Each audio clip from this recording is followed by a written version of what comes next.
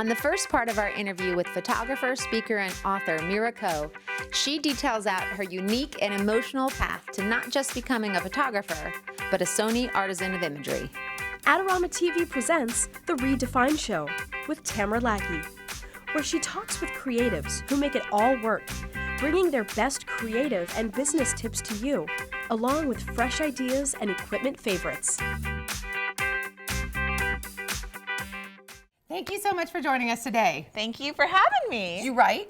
Yes, yeah, speak. Yes. And Teach, do photo expert TV spots. And right. So, yeah, I mean, but all of those, I think the common thread through it is that you can do it too. Like what is, and it not even necessarily you can do photography, but just trying to give a space and freedom to be passionate about what you love and just try it. Just go for it, you know? So, yeah.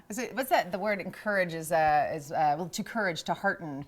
And that is a lot of what you do. Yeah, yeah. I think it's especially for me because I came from such a crazy place. Like I came from such a shattered past that I feel like I can't believe I'm doing any of this. Holy crap. I actually can't believe I'm like alive. Yeah. Tell us a little bit about that. Tell us about the hard stuff that you don't want to go back to. Just a little bit about it. Yeah, no, I mean, well, really, I didn't even have in mind to be a photographer. I was going to be a writer and a speaker for women. And so really, before I had the book Your Baby in Pictures come out this last March. Congratulations. Thank you. It's doing really good. I'm excited. Let's just flash it real quick. Why not? Yes. I was just flipping through it. It looks beautiful. Thank you. Ta-da! Okay, carry on. Well, so 10 years before this book came out, my first one came out, and it was, I know, that's sweet. The Who doesn't love butt? Oh, all right, sorry, go on.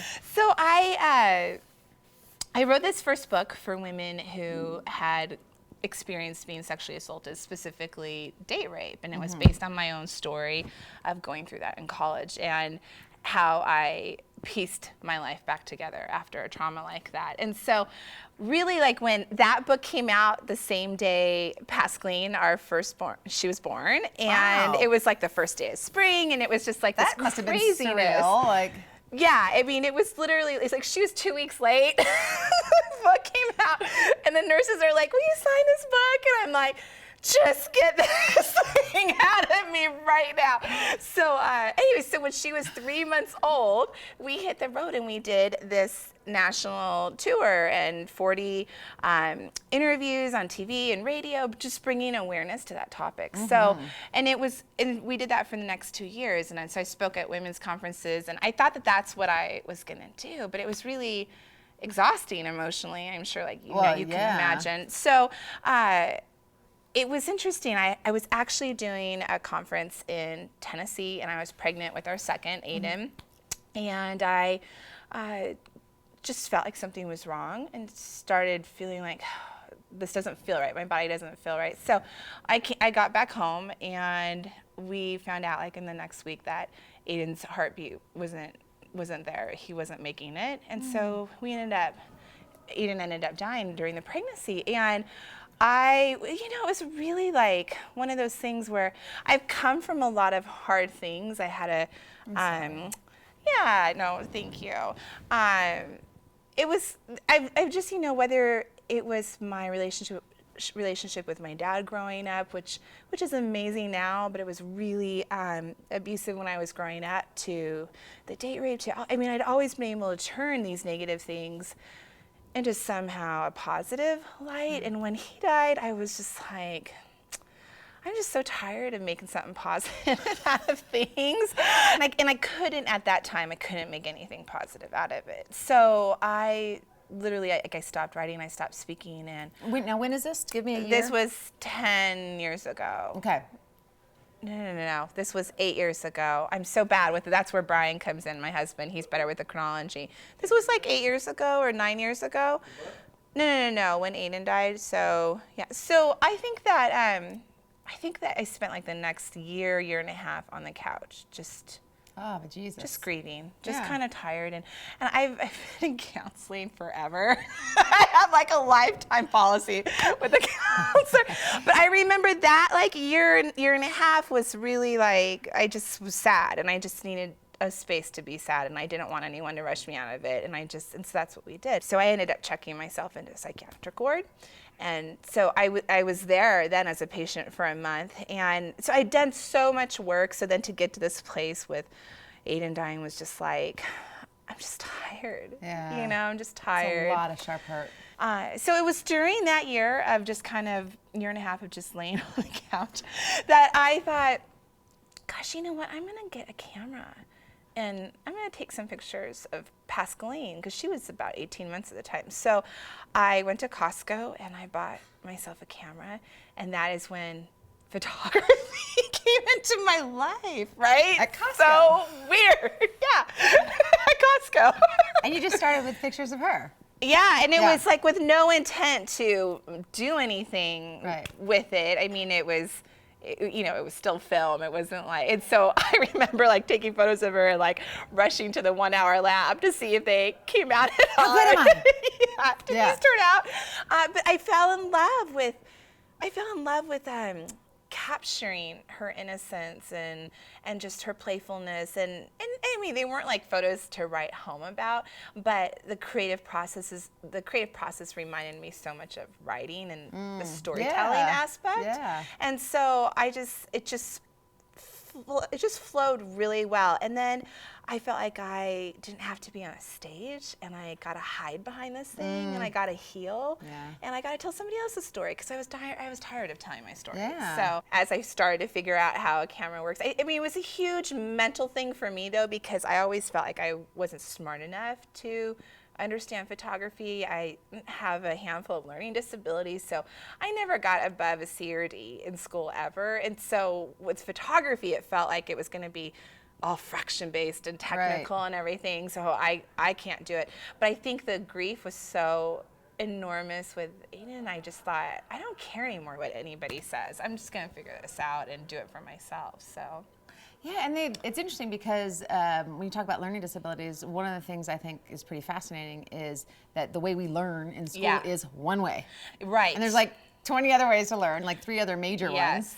And Yeah. and I think when you take people out of that environment and you put them in something else, like art, sink in and feel it and experience it, how you can learn exponentially in that environment. So you are, what is your official designation? You are a Sony Artisan of Imagery. Yeah. That sounds so much better than a Sony person. Yeah, it does. Artisan of Imagery. Okay, I love that. Yeah, no, it's really, it's an honor. There's 6 of us, and you've had Matthew Jordan Smith. Yes, love him. And we all have different focuses, you know, where Bryan Smith is like that commercial fashion, and Christina Minnemeyer is that, you know, saving the world passion. And so it's an amazing team to be a part of, but it's interesting. So people, this kind of has to do with how our workshop started. We do confidence workshops for women. So our workshop started because I wanted to go to Italy for our anniversary, our wedding anniversary. Okay. And we didn't really have the money to go.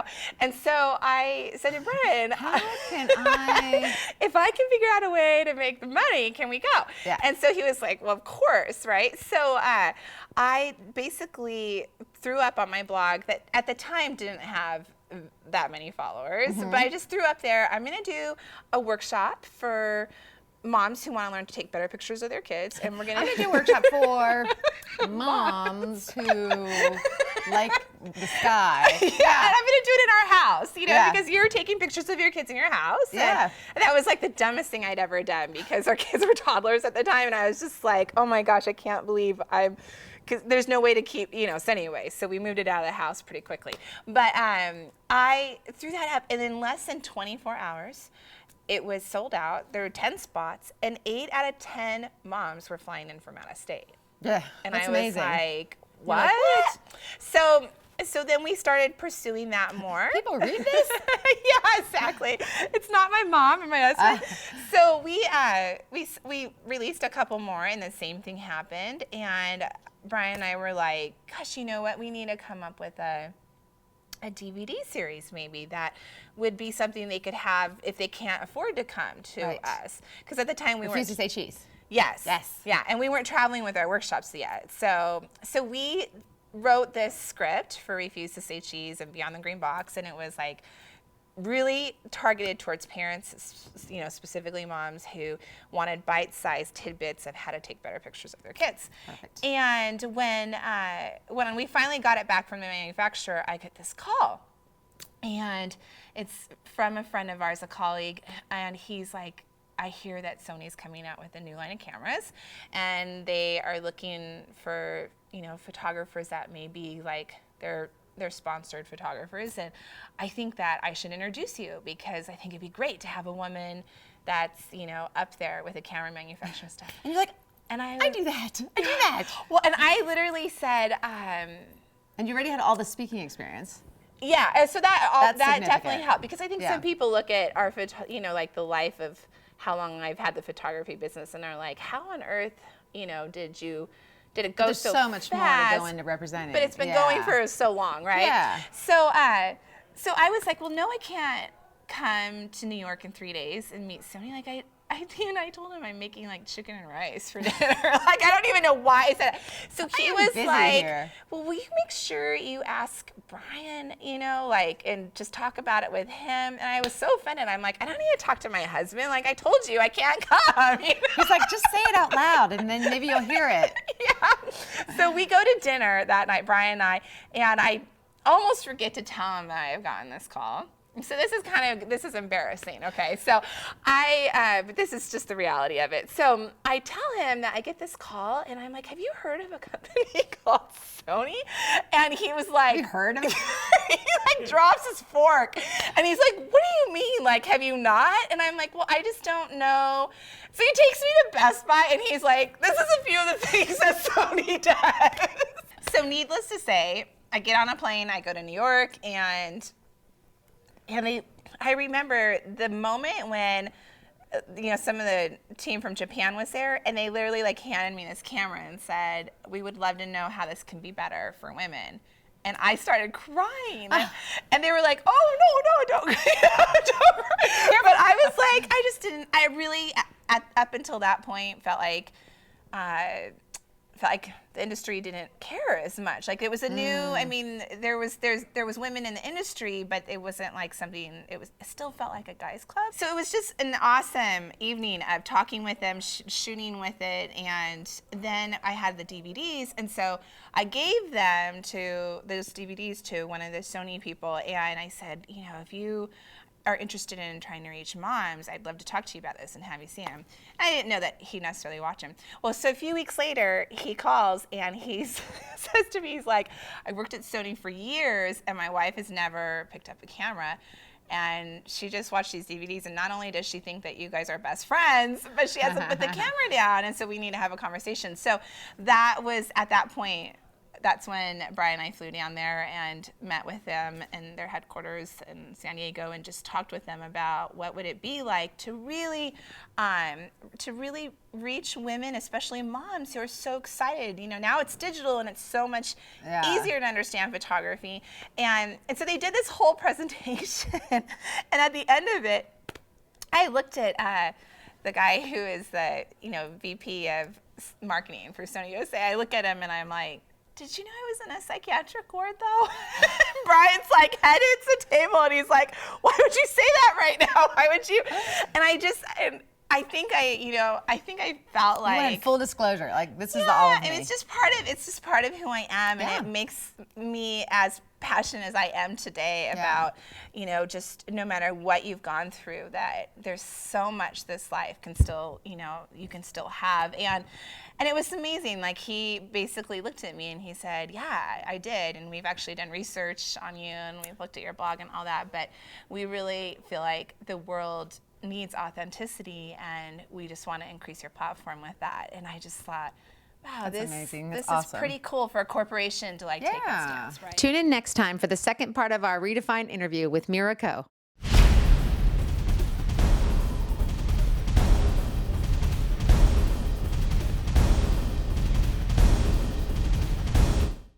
Thank you so much for joining us today. Thany you for having me. See, that was like that's my intro right there. I can do better than that.